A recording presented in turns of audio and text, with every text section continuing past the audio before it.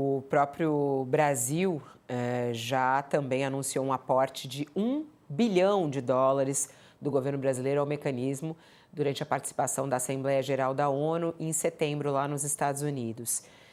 O Fundo Florestas para Sempre vai ser lançado oficialmente na COP30, em novembro, em Belém. E esse é um dado aí importante, ele falando sobre isso. Mas o assunto do meio ambiente, que todo mundo também está falando, é em relação à exploração de petróleo na Foz, né? A ministra do Meio Ambiente, Marina Silva, também falou sobre isso. Na verdade, ela se pronunciou oficialmente pela primeira vez a respeito disso numa entrevista ao gov.br. E nessa fala de Marina Silva, que até trouxe surpresa por parte de muitos ambientalistas, Marina disse que a licença do IBAMA para prospecção do petróleo da Petrobras na foz do Rio Amazonas foi conduzida com rigor técnico e transparência. Marina Silva afirmou que o Brasil continua comprometido com a transição para uma economia de baixo carbono. Vamos ouvir o que ela disse. O IBAMA deu uma licença técnica. Todo o trabalho que foi feito pelos técnicos do IBAMA foi feito com todo rigor. A decisão dos nossos servidores do IBAMA foi uma decisão técnica. E se houve qualquer manifestação política, isso não influenciou o processo de trabalho com a qualidade que foi feita pelos nossos técnicos.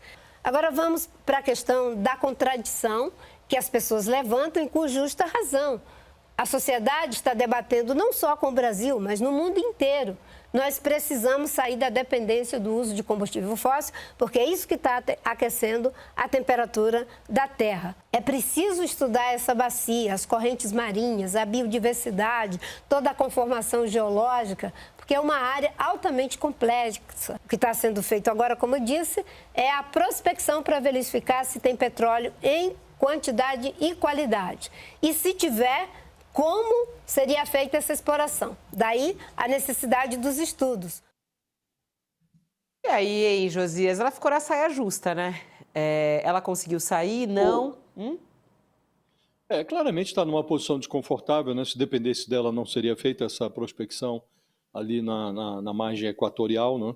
E ela diz, houve pressão política, evidentemente. Me lembro até de um comício, nós noticiamos aqui, comentamos, um comício lá no Amapá, o Lula, ao lado do Alcolumbre, dizia que era preciso que o IBAMA interrompesse a lenga-lenga dos estudos sobre a reivindicação da Petrobras para explorar ou fazer pesquisas para verificar se há jazidas em profusão nessa região que justifique a prospecção para fins comerciais, né?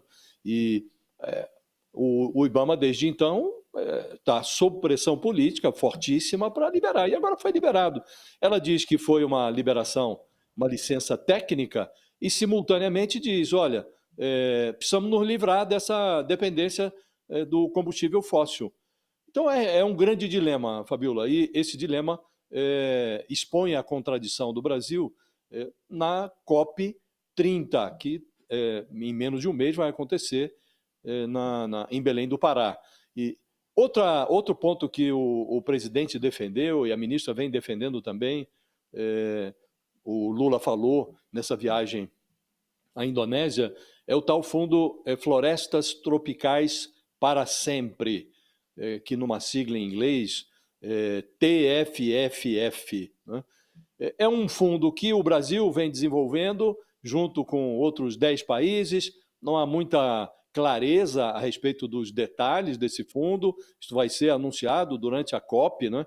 A ideia é que o fundo atraia investimentos inicialmente de governos interessados em manter florestas em pé, e a lógica não é investir em projetos para reduzir a emissão de gases do efeito estufa, mas investir em projetos para manter as florestas em pé, privilegiando 20% desse fundo iria para financiar comunidades indígenas e comunidades que vivem em região de floresta, que são no entendimento dos ambientalistas, pessoas que contribuem para que as florestas continuem em pé. Agora, todo fundo, e esse é um fundo de investimento, precisa dar retorno, né? Então, para atrair investimentos privados, como se pretende, é preciso saber se esse fundo vai dar retorno, né?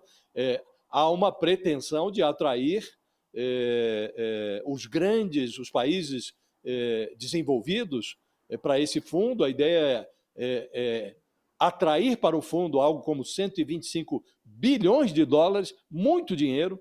Isso, 25 bilhões viriam de países, e há países ricos interessados, segundo autoridades do governo brasileiro, Noruega, Alemanha, estariam dispostos a injetar dinheiro nesse fundo. Então, 25 bilhões de fontes públicas, portanto, de governos, e 100 bilhões da iniciativa privada. Então, tem aí Noruega, Reino Unido, Alemanha, o Brasil estão envolvidos nessa iniciativa. Agora, como disse, fundo de investimento precisa dar retorno. Vai dar retorno? O governo está dizendo que sim. É uma dúvida, Fabiola. Desde o Acordo de Paris, que foi firmado há 6 anos, há um compromisso de países desenvolvidos de investir dinheiro em países em desenvolvimento que ainda têm florestas, como o Brasil, né? E o Brasil não é o único. Há aí alguma coisa como 7 dezenas de países que estão nessas condições e que poderiam receber dinheiro desse fundo. Agora, isso é um estudo, é um projeto que vai ser lançado agora na COP30, mas está longe de ser uma iniciativa que